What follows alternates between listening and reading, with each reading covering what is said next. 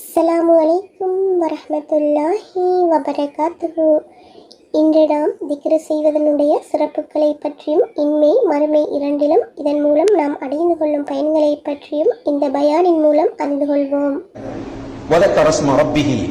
தன்னுடைய ரப்பின் பெயரை திக்ரு செய்வான் என்று சொல்கிறார். உண்மையிலே அல்லாஹ்வை திக்ரு செய்வது ஒரு மூமினுக்கு அடிப்படையானது. இமாம் இப்னு தைமிய்யா ரஹ்மத்துல்லாஹி அவர்கள் இதை பற்றி சொல்லும் போது திக்ர் ஒரு மூமினுக்கு எந்த அளவு அவசியம் என்பதை சொல்லும் போது அழகான ஒரு உதாரணம் சொல்லுகிறார்கள். ஒரு மீன் உயிர் வாழ்வதற்கு தண்ணீர் எப்படி அவசியமோ அதுபோன்றுதான் ஒரு முஃமின் உயிர் வாழ்வதற்கு அவனுடைய உள்ளம் உயிரோட்டமாக இருப்பதற்கு திக்ர் அவசியம் என்று சொல்கிறார்கள். இந்த திக்ரை பற்றி நபி ஸல்லல்லாஹு அலைஹி வஸல்லம் அவர்கள் சொல்லும் போது மஸலுல்லதி யذ்குர் ரப்பஹு வல்லதி லா யذ்குர் ரப்பஹு கமஸலில் ஹய்ய் வல் மய்யித், அல்லாஹ்வை திக்ர் செய்கிறவனுக்கும் திக்ர் செய்யாமல் இருக்கிறவனுக்கும் இடையில் உள்ள வித்தியாசம் உயிரோடு இருக்கிறவனுக்கும் செத்தவனுக்கும் இடையில் உள்ள வித்தியாசம் என்று சொன்னார்கள். இன்றைக்கு என்ன திக்ர் செய்கிறோம்? தனிமையில் உட்கார்ந்து இருக்கும் போதாவது ரசூலுல்லாஹி அலைஹி வஸல்லம் அவர்கள் சொல்கிறார்கள், அல்லாஹ்வுக்கு மிக விருப்பமான வார்த்தைகள் இரண்டு இருக்கின்றன. அந்த வார்த்தைகள் நாவுக்கு இலகுவானவை, மீசான் என்ற தராசை கரிக்க செய்யும். எல்லோருக்கும் தெரிந்த திக்ர் சுப்ஹானல்லாஹி வ பிஹம்திஹி சுப்ஹானல்லாஹில் அஸீம். செய்ய முடிகிறதா? செய்கிறோமா? அல்லாஹ்வுக்கு விருப்பமான வார்த்தைகள் நான்கு: சுப்ஹானல்லாஹ், அல்ஹம்துலில்லாஹ், லா இலாஹ இல்லல்லாஹ், அல்லாஹு அக்பர். எவ்வளவு பயன்படுத்தலாம்? என்ன செய்கிறோம்? நமக்கு சும்மா வீட்டில் உட்கார்ந்துட்டு இருந்தால் பைத்தியம் பிடிக்குது, டென்ஷன் ஆகுது. நிறைய பேருக்கு தனிமை வெறுப்பை ஏற்படுத்துகிறது. ஆனால் நபிகள் நாயகம் ஸல்லல்லாஹு அலைஹி வஸல்லம் அவர்கள் சொல்கிறார்கள், மறுமையிலே அல்லாஹ் மஹ்ஷரிலே 7 கூட்டத்தாருக்கு நிழல் வழங்குவார். அப்படி நிழல் வழங்கக்கூடிய அந்த கூட்டத்தாரில் ஒரு கூட்டம் யார் என்றால் ரஜுலுன் ذكرல்லாஹ خاليا ففاضت عيناه, தனிமையில் இருக்கும்போது அல்லாஹ்வை திக்ர் செய்து, தனிமையில் இருக்கும்போது அல்லாஹ்வை திக்ர் செய்து கண்கள் கண்ணீர் சிந்திய மனிதன் என்று நபிகள் நாயகம் ஸல்லல்லாஹு அலைஹி வஸல்லம் அவர்கள் சொல்கிறார்கள். தனிமை கிடைக்கும் போது அது ஒரு நல்ல ஆப்பர்ச்சுனிட்டியாக ஒரு முஸ்லிம் பார்க்க வேண்டும். அல்லாஹ்வை திக்ர் செய்வதற்குரிய நல்ல வாய்ப்பாக பார்க்க வேண்டும்.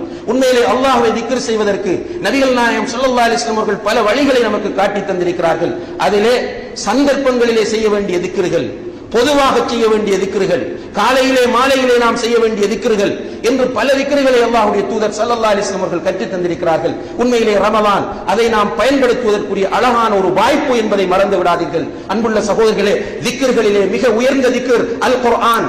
அல் குர்ஆன் என்கிற திக்ர் உள்ளத்தில் இருக்கிற நோயை அகற்றுகிறது. ஷிஃபாஉன் லிமா ஃபிஸ் சுதூர், அல்லாஹ் குர்ஆனிலே சொல்கிறான். அல்லாஹ் உள்ளங்களில் உள்ள நோய்களை குணப்படுத்தக்கூடியதை இவர்களுக்கு இறக்கி வைத்திருக்கிறான் என்று அல்லாஹ் சொல்கிறான். நபிகள் நாயகம் ஸல்லல்லாஹு அலைஹி வஸல்லம் அவர்கள் சொன்னார்கள், இன்னல் குலூப தஸ்தஉ கமா யஸ்தஉல் ஹதீத், இரும்புகள் துருப்பிடிப்பது போன்று உள்ளங்கள் துருப்பிடிக்கின்றன. சஹாபாக்கள் கேட்கிறார்கள், உள்ளங்கள் துருப்பிடித்தால் எப்படி அகற்றுவது யா ரசூலல்லாஹ்? நபி ஸல்லல்லாஹு அலைஹி வஸல்லம் அவர்கள் சொன்னார்கள், திலாவத்துல் குர்ஆன் வ திக்ருல் மௌத், குர்ஆனை அதிகமாக ஓது, மரணத்தை அதிகமாக நினைவு கூர், உன்னுடைய உள்ளத்தில் உள்ள கரை நீங்கும் என்று சொன்னார்கள். அன்புள்ள சகோதரர்களே, இந்த ரமலானிலே குர்ஆனோடு நமக்கு நெருக்கமான தொடர்பு வர வேண்டும். எத்தனை ஜுசுக்களை இதுவரை நாம் முடித்திருக்கிறோம்? எத்தனை பேர் குர்ஆனோடு தொடர்பை ஏற்படுத்தி இருக்கிறோம்? எத்தனை பேர் குர்ஆனை பாடமாக்க ஆரம்பித்திருக்கிறோம்? ஆயத்துல் குர்சி எத்தனை பேருக்கு பாடம்? சூரத்துல் கஹ்ஃபினுடைய ஆரம்ப 10 வசனங்களை பாடமாக்குவது சுன்னா. அதை பாடமாக்குகிறவர் தஜ்ஜாலுடைய ஃபித்னாவிலிருந்து பாதுகாக்கப்படுவார் என்று நபிகள் நாயகம் ஸல்லல்லாஹு அலைஹி வஸல்லம் அவர்கள் சொல்கிறார்கள். சூரத்துல் கஹ்ஃபினுடைய 10 வசனங்கள் எத்தனை பேருக்கு பாடம்?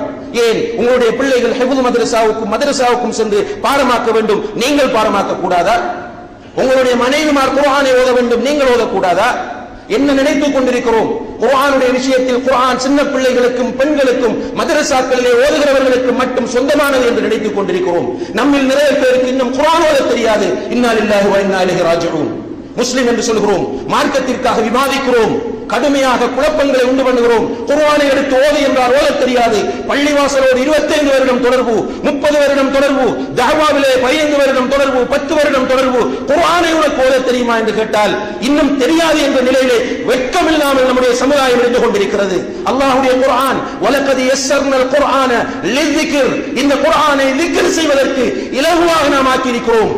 எந்த அளவுக்கு அல்லாஹ் இலவா ஆக்கியிருக்கிறான் என்றால், இன்றைக்கு இஸ்லாத்திற்கு வருகிற ஒரு 40 வயது 50 வயது சகோதரனும் இந்த குர்ஆனை ஓத ஆரம்பித்தால் 2-3 வாரங்களிலே இந்த குர்ஆனை ஓத படிக்கிறார். இன்றைக்கு நம்மோடு நிறைய சகோதரர்கள் இந்த பள்ளியிலே உட்கார்ந்து இருக்கிறார்கள். புதிதாக இஸ்லாத்தை ஏற்றுக்கொண்ட அந்த பாக்கியத்தை பெற்ற சகோதரர்கள், அவர்களை நாம் எழுப்பி அவர்களிடத்திலே கேட்டால் அவர்களுக்கு குர்ஆன் ஓத தெரியும்.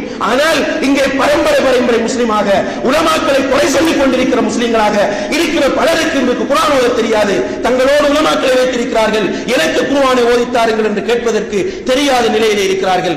சவுதி அரேபியாவில் நாம் இருக்கும் போது அங்கு வேலைக்கு வரக்கூடிய வெளிநாட்டு சகோதரர்கள், குறிப்பாக இந்தியா, இலங்கை போன்ற சிங்கள சகோதரர்கள், தமிழ் சகோதரர்கள் வருவார்கள். ஒரு அரபு எழுத்து வாய்க்கு வராது. அல்லாஹ் என்றுதான் அல்லாஹ்வை சொல்லுவார்கள்.